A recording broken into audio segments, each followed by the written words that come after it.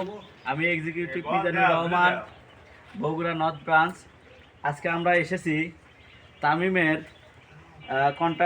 Contact ফার্মের CF 739 number খামারে। দেখুন, আমরা এসে এই খামারে আজকে বাচ্চা হাউজিং হয়েছে।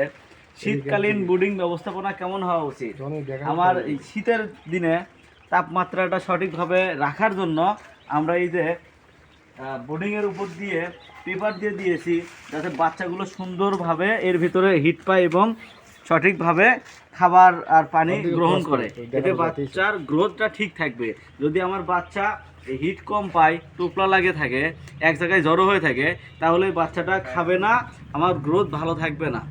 এই দেখেন, আপনারা এইদিকে আসেন দর্শক, এই দেখেন বাচ্চা সুন্দরভাবে এর ভিতরে ছড়িয়ে ছিটে বিছিয়ে আছে।